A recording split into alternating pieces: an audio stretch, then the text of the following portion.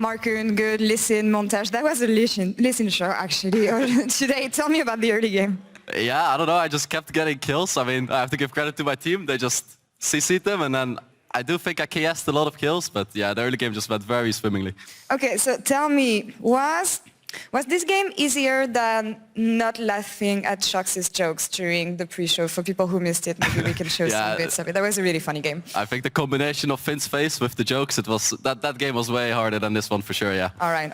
Well, 3-0 for you guys this week. Tell me about the week, the preparation coming into it, and how do you expect the split is going to go compared to Winter? Because it's getting a well-oiled machine right now for SK.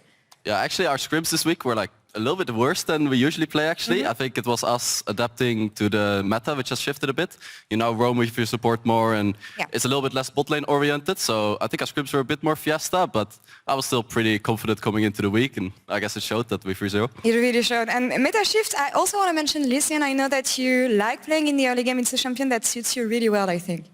Yeah, I mean, my entire career I've liked playing in the early game, right? And the only problem with Lee Sin that it's kind of a hard champ to play, and if you mess up, you look really like dumb.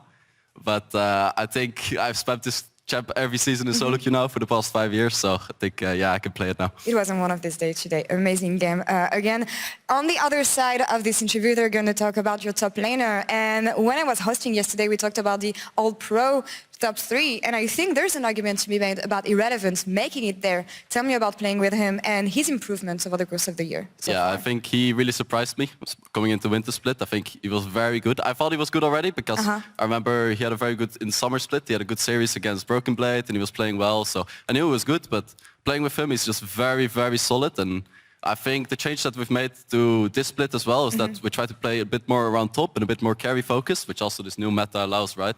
And I think he's stepping up to that role as well and being more vocal and trying to lead the team a little bit more as well. It really shows. It really shows the unsung hero, I think, here for SK. Let's stay on the top lane topic, but on the other side of the rift, facing Finn today. I know that you guys were talking backstage. You stayed close friends, it feels. Is it special for you facing off an old friend on the rift every time? Yeah, I mean, I love playing as Finn. It adds a little bit of a personal touch to the game. If I can kill Finn, I'm really happy. And I think in that mid lane plate where I queued into like tier 2, not sure if I do that against other players, to be honest, but it was Finn, so I had to go.